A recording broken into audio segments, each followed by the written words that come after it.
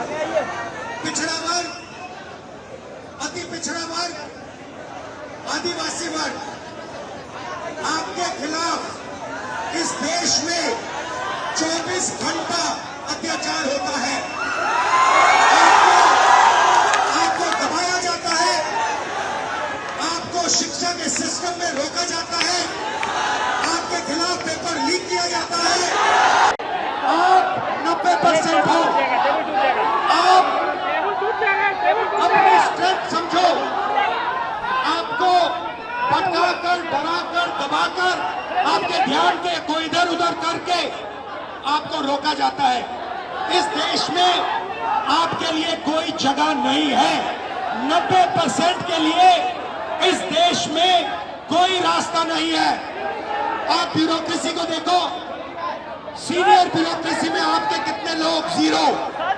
आप corporate India को देखो, कॉर्पोरेट इंडिया में आपके कितने लोग, जीरो। आप हाई कोर्ट देखो, आपके कितने लोग, जीरो। आप एजुकेशन सिस्टम के मालिकों को देखो, मेडिकल सिस्टम के मालिकों को देखो, आपके लोग कितने, जीरो। मगर मनरेगा की लिस्ट निकालो, आपके लोगों से भरी हुई है। मजदूरों की लिस्ट निकालो, आपके लोगों से भरी हुई है। सारे के सारे कॉन्ट्रैक्ट, सारा का सारा धन 5-10% के हाथ में जाता है और आपको उल्टी सीधी बात बताकर आपके ध्यान को इधर उधर कर दिया जाता है। आपको एक साथ खड़ा होना है और 3 मांगे हैं। पहली मांग जाति जनगणना, दूसरी मांग प्राइवेट इंस्टीट्यूशंस में, प्राइवेट स्कूल्स और कॉलेजेस में रिजर्वेशन, अति पिछड़ा का, ओबीसी का, दलित का, आदिवासी का। तीसरी बात एससी एसटी सब प्लान, जो आपका पैसा है, जो आपको नहीं दिया जाता है, आपको वो दिया जाना चाहिए। ये 3 चीजें कहने में आपसे आया था। और ये बात समझिए, आप एक बात समझिए, बिहार की पुलिस ने अभी मुझे रोकने की कोशिश की, रोक नहीं पाई। पता है क्यों नहीं रोक पाई? नहीं, इसलिए नहीं रोक पाई क्योंकि आपकी शक्ति मेरे पीछे है।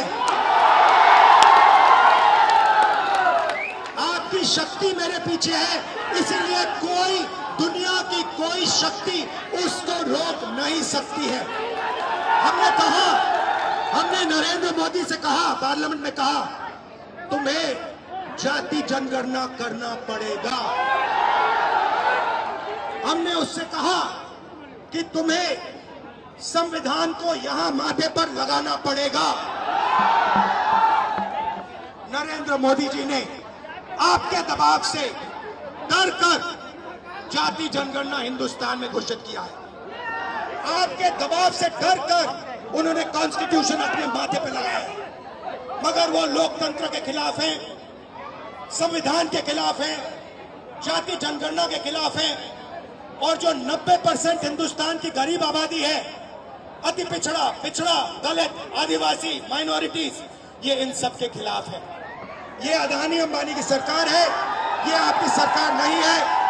आपने इतने प्यार से मेरी बात सुनी, इसके लिए आप सबको दिल से बहुत बहुत धन्यवाद।